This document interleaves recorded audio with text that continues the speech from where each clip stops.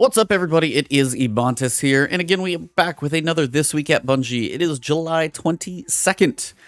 Before I read this, quick reminder to you guys, we are going to be doing the Last Word podcast live right here on YouTube. So for any of you guys that see this, we'll be live on YouTube, 9 a.m. Eastern Time. That's going to be 6 a.m. Pacific Time, so if you're wanting to join us for breakfast and a cup of coffee or advanced GG, you can. Use code Ebontis. But other than that, let's get into the TWAB. So, but again, Last Word will not be on Twitch tomorrow. It will be on YouTube. Just letting you know. This week at Bungie, we march on. It's already late July. Can you believe? Seems like 2020 lasted about 5 years, but 2020 seems to be moving along at a better rate. Who says time is a constant? Anyway, Solstice is going strong. If you haven't finished your Solstice stuff, I'd be surprised. Next week, we have the final week of the event, so check out the EAZ, earn that armor before it ends on August 3rd. I will be out of town on vacation August 6th through August 13th. 6th through 13th, I'm going to be out of town. I'm going to be posting a lot of Master Lost Sector videos for you while I'm gone. But the epilogue, which is the big part, starts on August 10th. So whatever happens then, I will get to it when I get back. That's the big, probably whatever story finale is going to be, it's probably going to be sitting there. We had a lot to go over last week with the preview of ritual reputation changes. Check out my video on that if you haven't seen it. It's a little lighter this week, but we do have some important info about the new Bungie store and some changes to armor synthesis. I wondered how long it was going to take them to talk about it. Unraveling the synth strand. Since the launch of Season of the Splicer, we've been monitoring reception behavior around our new armor synthesis system. I'm going to be completely honest, it's still one of the most convoluted systems for cosmetic fun in the game.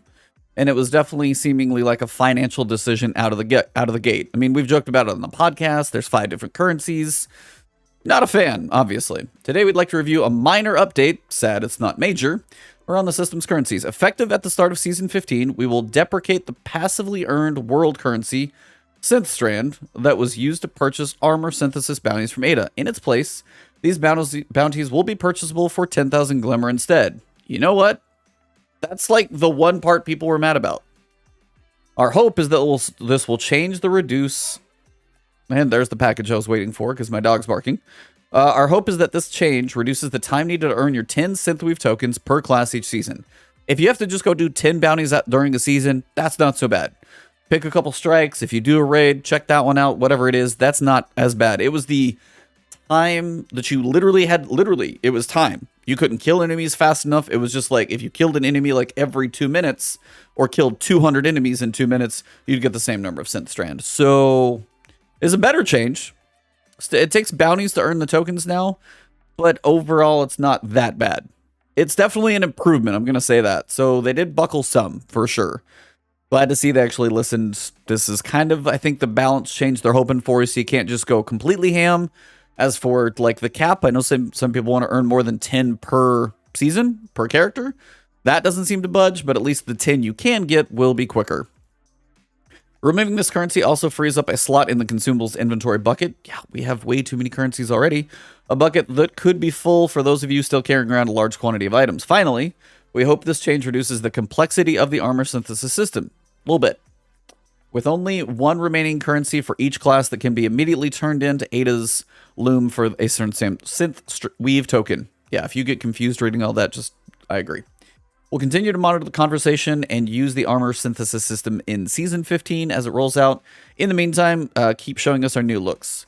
That's a good change. It really is, because the big thing was the time to get the synth strand, that you would then take that 150, go use that to buy a bounty, and then use that bounty to get the token to buy the piece of gear. But it was getting the 150 in the first place to even buy the bounty that was the long part. So that's a good change. 10,000 Glimmer. They always have to make us spend Glimmer on something. It's not that hard to get Glimmer, especially as long as it's going to take you to do those bounties. 10,000 Glimmer is nothing. You'll have that in no time. So, positive change there. Can't really argue too much about that one. Store innovations. If you want a free emblem, of which they always tend to give them away, here's your emblem. You could fake that you work at Bungie. It looks very much like an official Bungie emblem, which kind of cracks me up a little bit. But the Bungie team has been hard at work behind the scenes, making the Bungie store a better place to shop, especially for Bungie rewards. I did check it out. If you have been playing, you have your account linked. The Bungie rewards are much more obvious to your account because you actually have to have a Bungie account to log in. So it is tied to it. From there, existing Bungie store customers can now reset their password and migrate their Bungie store account to the new site.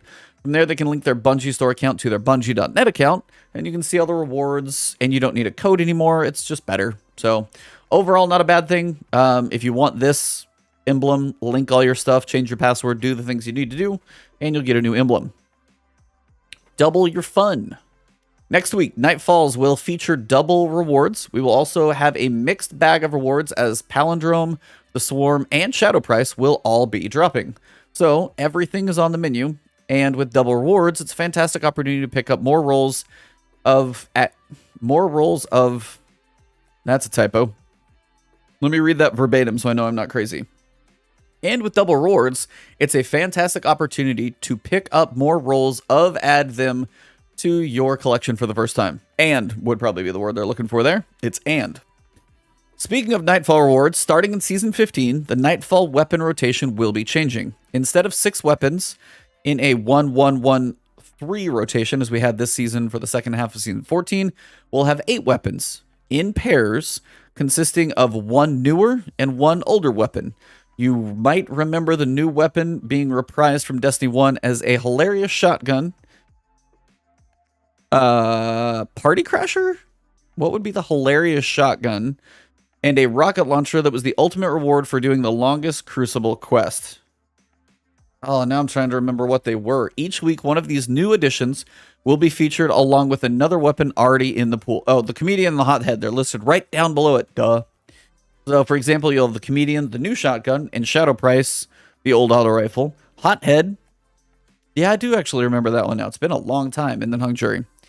These additions this season have had the spicy perk combinations of Nightfall loot, including a couple of perks not seen on these archetypes in the past. So, shotgun and rocket launcher coming in. I think the adept version of the rocket launcher would probably be actually a good thing to go for, because trying to get like really good perks on a rocket launcher sometimes can be hard, and rocket launchers can shine with the right perks even more than normal.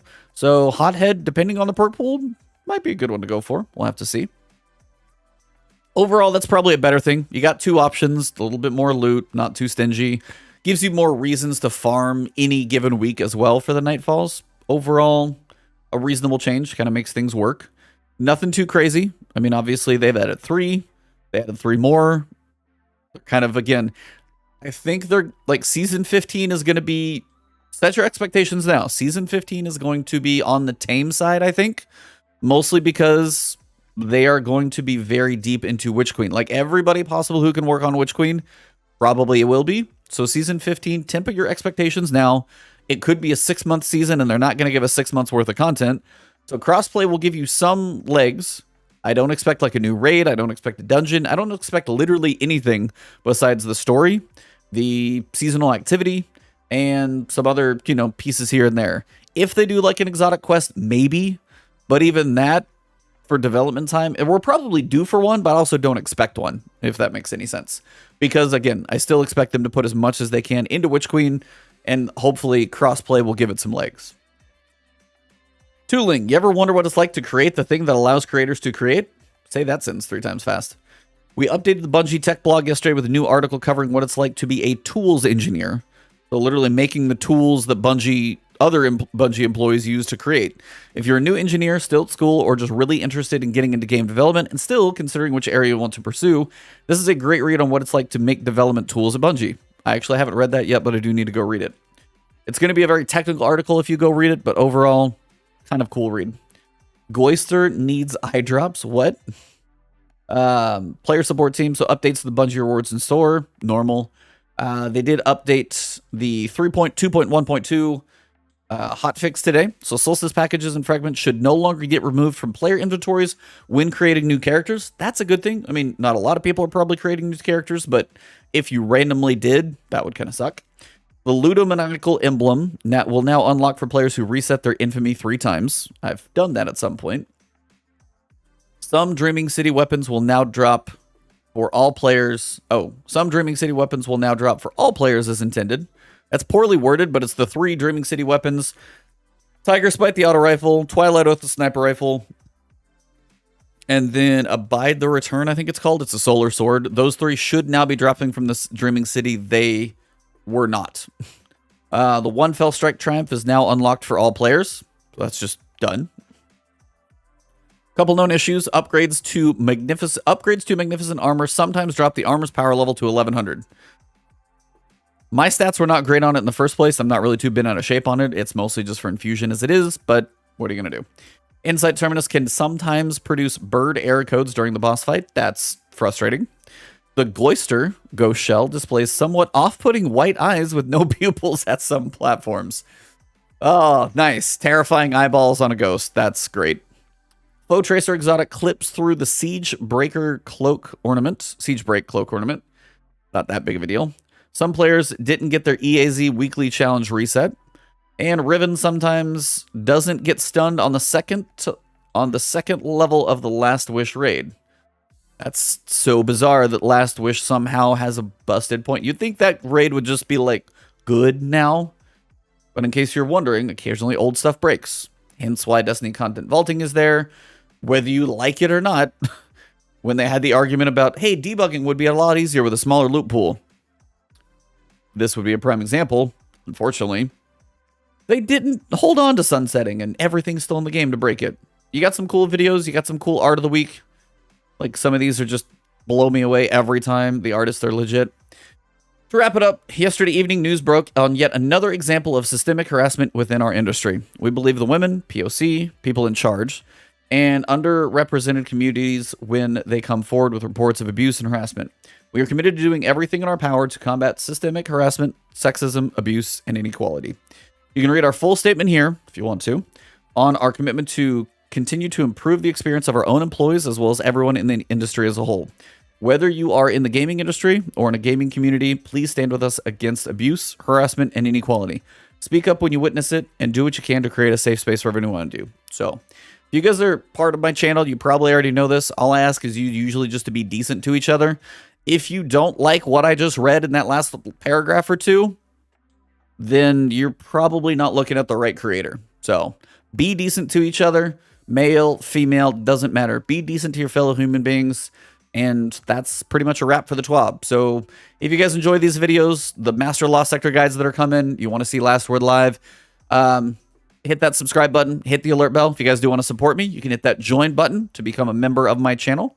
You guys can also find me on Twitter. It's Ebontis there, and Twitch, where I stream sometimes outside of YouTube. Thank you guys. Have a good one, and I'll see you soon.